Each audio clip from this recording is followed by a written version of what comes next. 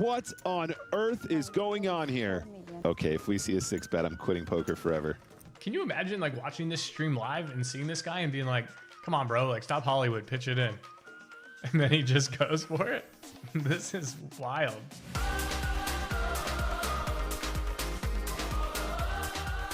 Today's hand is captioned 5-bet bluff with 4-deuce offsuit at the final table. Will it work? And honestly, this is like the first one that I haven't seen just from like ingesting my own poker content. So I wanted to give myself a little surprise here. But to set the stage, 4 left, 1,200 entrants, 5K EPT, Monte Carlo main, $1 million for first. So a massive spot, and I have no idea. Let's see what happens together. Coppola starts this hand with 16 big blinds. 3+. Folds. So that's going to be extremely relevant. 16 big blinds. So this guy has like 3.2 at 200K, as you can see here, and very short. So I'd imagine the other players with more chips are under tremendous ICM pressure. The payouts get steep, and the ICM pressure means the other stacks, the middling stacks, are highly incentivized to outlast this guy. Angelov on the button has the Spraggy, a 7 offsuit. Did you get the... Boris Angelov is a very good reg. Played with him a handful of times. Was definitely impressed. He's got 41 big blinds here on the button. Let's see what the other stacks are. 5. 6 raise, 450,000. Raises to 450,000. Chevliakov folds the small blind. Kokistani in the big blind has 4-deuce.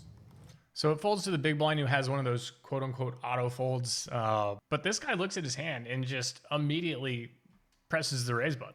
Like, this is amazing. This might actually be a fold. What? 1,500,000. Oh my lord, I love it. Wow. I like the sizing. Like, this is sweet. Why so big? It's not that big. You're out of position. You are almost 40 big blinds deep. I mean, this is not big at all. From 2.2 to 7.5 big blinds, this is completely standard. Very good sizing. Ignore the announcer there. Is spicy. And for what it's worth, these are good announcers. Surprised to see the comment on this sizing. Bottom of range, 3-bet. You know what? Throw out the rule book. Kokistani is loving it.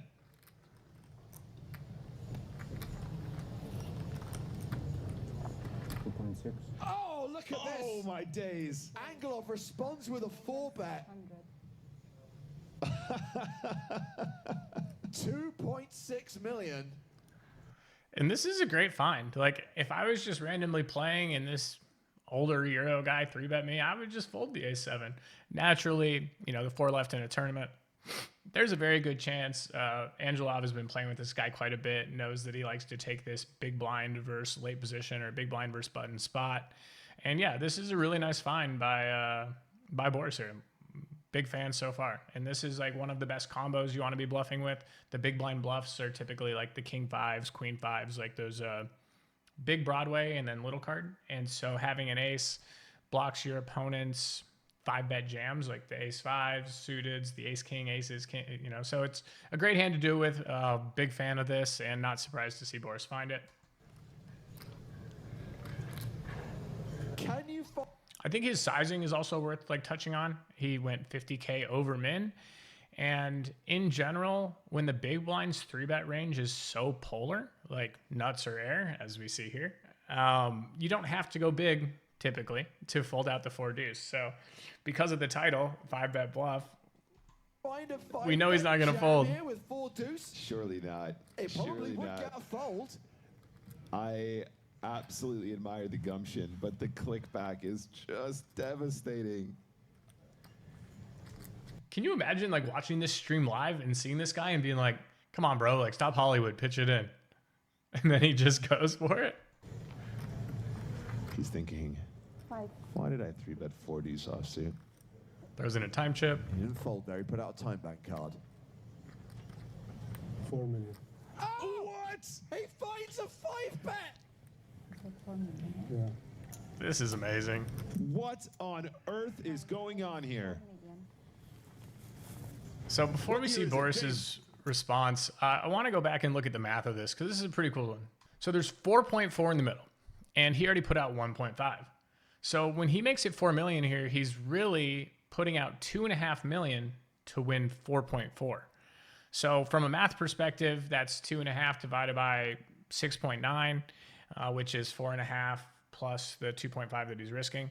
So 2.5 divided by 6.9 is probably like 35% that this has to work. Like, that's pretty sick if you think of it just from a pure math perspective. And again, we should be thinking about our decisions from a lot of math basis. But yeah, I mean, this is wild. 5. Why did I 3-bet 4Ds offsuit? All right, let's run it back now and see if Angela finds the pile. 4 million. Oh, what? He finds a 5-bet. This is great. Yeah. I love seeing shit like this. What on earth is going on here? Medium. What year is it, James? But here's the question. this Why does. not a jam? Why are you 5-betting so small? Okay, if we see a 6-bet, I'm quitting poker forever. Come on, Boris, If rip we see a it. 6-bet, just give Boris Angelov the trophy. Just give him the trophy now. This would be outrageous.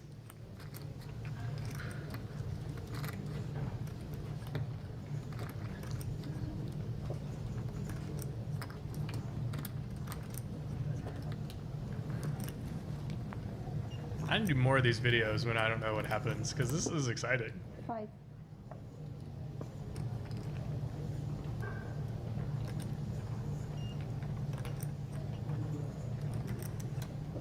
Angelov considering his options. He's played a time bank card.